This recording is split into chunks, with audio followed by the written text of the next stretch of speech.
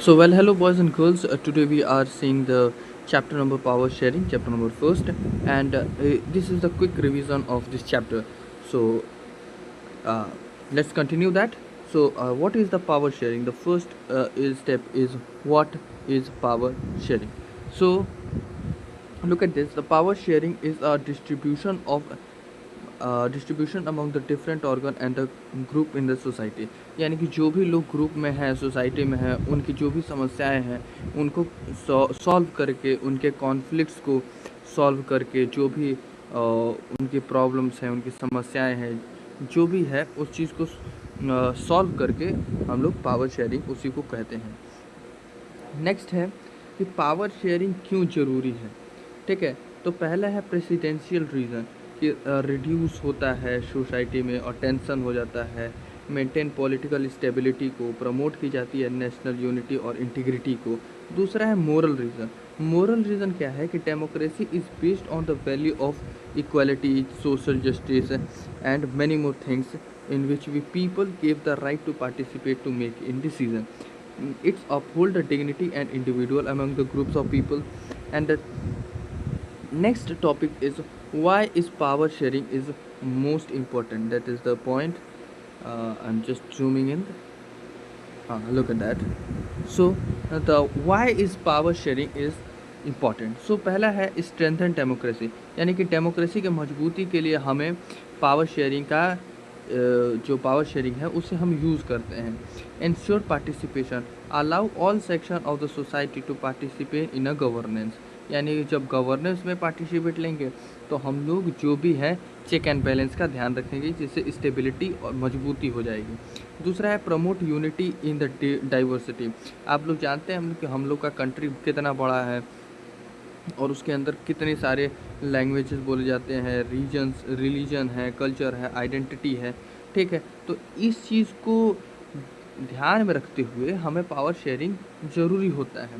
Protects minority rights to ensure the no group is dominate by the majority, यानी कि in India we seeing that कि any no one any community is in the dominated by the majority.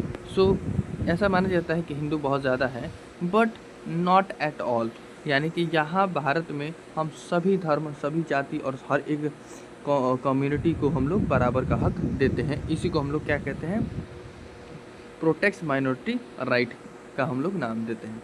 Next कुछ terms आइए देख लेते हैं. पहला term है अ कम्युनिटी गवर्नमेंट का.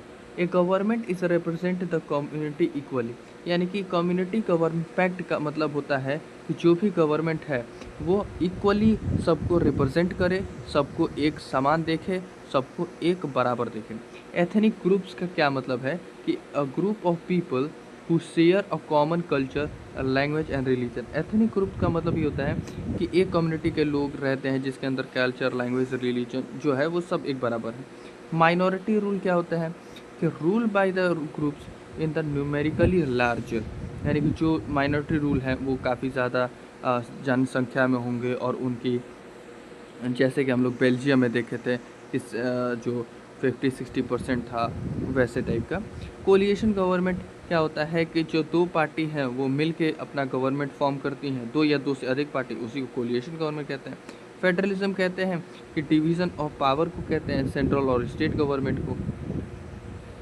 ठीक है, अब यहाँ पे देख लेते हैं कि जो स्टोरी थी वो चेक कर लेते हैं कि जो बेल्जियम है वो एक यूरोपियन कंट्री है. इसके अंदर 59% डच स्पीकिंग है, 40% फ्रेंच पीपल है और 1% जर्मन पीपल है. ठीक, इसका सॉल्यूशन का निकल के आया. कॉन्फ्लिक्ट ये हुआ कि जो भी इक्वल रिप्रेजेंटेशन है सेंट्रल गवर्नमेंट में उसको इक्वली दे दिया जाए, स्टेट गवर्नमेंट को पावर दे दिया जाए और separate government for the Brussels, यानी कि ब्रुसल्स में जो भी कॉन्फ्लिक्ट हो रहे थे कि जो भी हम लोग देख रहे थे कि जो डच स्पीकिंग ऑफ पीपल है वो ब्रुसल्स में कम थे और फ्रेंच स्पीकिंग पीपल ब्रुसल्स में ज़्यादा थे. तो इस चीज़ को, कॉन्फ्लिक्ट को कम करने के लिए ये सारे सेपरेशन ऑफ पावर बनाए गए, जिससे कि क्या हुआ, उसके अंदर यूनिटी और जो पीस थी वो बनी रही. ऑन द अदर हैंड हम लोग देखें, श्रीलंका की बात करें तो श्रीलंका में क्या हुआ कि जो मेजोरिटी ऑफ कम्युनिटी थी सिन्हाला और तमिल्स की, वो सिन्हाला वाले थे जो थे वो 74% थे और 80% तमिलियंस थे। इसके अंदर प्रॉब्लम क्या हुई बाबू, देखो ध्यान से कि जो प्रॉब्लम थी सिन्हाला वाला, Sinhala declare the only official language. इन्होंने एक बहुत बड़ी गलती क्या दी, सिन्हाला को एक डिक्लेयर पूरे ऑफिशियल लैंग्वेज कर दिया। Preference of the given Sinhala job and education, Sinhala को ही सब जॉब और एजुकेशन मिलती गई, तमिल्स को काफ़ी ज़्यादा डिस्क्रिमिनेट सहना पड़ा, जिसके वजह से उस कंट्री में सिविल वॉर हुआ और एथनिक कॉन्फ्लिक्ट हुए। ठीक है, अब बात करते हैं, क्विक रिवीजन कर लेते हैं। यहाँ पे दिया हुआ है कि power sharing is the spirit of democracy, it is desirable both the presidential and the moral reasons. Belgium succeed of the accommodating diversity, Sri Lanka वहीं फेल हो गया। अभी हम लोग देखे हैं power sharing of the horizontal and vertical among the social group. अब horizontal power क्या होता है और वर्टिकल पावर क्या होता है, ये देखते हैं। सो यहाँ पे है कि जो हॉरिजॉन्टल पावर है फॉर्म ऑफ गवर्नमेंट है, जो हॉरिजॉन्टल पावर ऑफ डिस्ट्रीब्यूशन है, पहला लेजिस्लेचर जहाँ पे हम लोग देखते हैं कि लॉ बनता है, एग्जीक्यूटिव जो लॉ का इम्प्लीमेंट होता है, और जुडिशरी जो इंटरप्रिटेट करता है लॉ को, यानी कि जो भी लॉ में जो भी छेड़छाड़ हो जाए और जो भी कॉन्फ्लिक्ट हो लोगों और सोसाइटी के बीच में, उन सब का ध्यान कौन रखता है, जुडिशरी ही रखता है।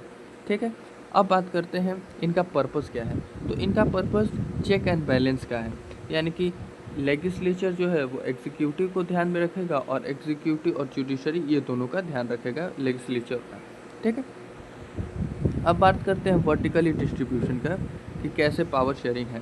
पहला है सेंट्रल गवर्नमेंट, दूसरा है स्टेट गवर्नमेंट और तीसरा है लोकल गवर्नमेंट। लोकल गवर्नमेंट आ जाएगी पंचायती और अदर म्यूनसिपैलिटीज़ वाली जो भी गवर्नमेंट है वो।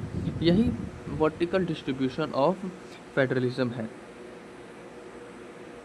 ठीक है, अब बात करते हैं लास्ट दो टॉपिक बचे हुए हम लोग के, वो है कि power sharing among the social groups. यानी कि देखिए सोशल ग्रुप्स में क्या होता है, अलग तरीके के रिलीजन के लोग पाए जाते हैं, अलग तरीके के भाषा वाली बोली पाई जाती है, अलग तरीके के लोग रहते हैं। ठीक है, जैसे कि एससी हो गए, एसटी हो गए, ओबीसी हो गए, जनरल हो गए, इन सब को रिजर्वेशन मिलता है। और इसी को कॉन्फ्लिक्ट को हटाने के लिए, क्योंकि इन सब को पास्ट में काफ़ी ज़्यादा प्रताड़ना सहना पड़ा था, इन सब को चीज़ों को कॉन्फ्लिक्ट हो रहे थे, तो इन सब चीज़ों को हटाने के लिए हमें पावर शेयरिंग की सहायता लेनी पड़ी थी। ठीक है, अब बात करते हैं power sharing among the political party. अब पॉलिटिकल पार्टी कैसे अपना पावर शेयरिंग करती है, पहला होता है कोलिएशन गवर्नमेंट बना के, दूसरा है ऑपोजिशन पार्टी बन के। अब कोलिएशन गवर्नमेंट क्या करती है कि एक या एक से अधिक पार्टी मिलके अपना गवर्नमेंट बनाती है। ठीक है, तो इसी को हम लोग क्या बोलते हैं, कोलिएशन गवर्नमेंट बोलते हैं। वही ऑपोजिशन पार्टी का काम क्या होता है कि जो भी गवर्नमेंट में जो चल रही है उसके कमियों को गिनाना, यही काम क्या किसका होता है, ऑपोजिशन पार्टी का होता है। ठीक, अब यहाँ पे एक शॉर्ट ट्रिक है जो याद करने में काफ़ी ज़्यादा आसानी होगी आपको, कि जो BHVSP यानी कि बी से बेल्जियम हो जाएगा, जो कि पावर शेयरिंग का एक सक्सेस नेचर माना जाता है।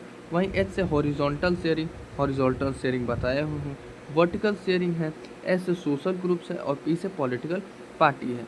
ये अगर 4-5 आपके माइंड में आपके हर एक चीज़ में सेट है तो ये आपको कहीं भी कोई दिक्कत नहीं होगी इस चैप्टर में, मैं गारंटी देता हूँ। यहाँ पे गोल्डन लाइन ये लिखी हुई है कि the power sharing is essence of democracy. Power sharing क्यों जरूरी है डेमोक्रेसी में, because it respect diversity. Respect diversity का मतलब क्या होता है, डाइवर्सिटी मतलब कई डिफरेंट लोगों के जो भी सोसाइटी है, रिलीजन है, लिंग्विस्टिक है, कम्युनिटी है, ये सारे लोगों को ही डिफाइन करती है डाइवर्सिटी। अलग अलग तरीके की भाषाएं बोली जाती हैं।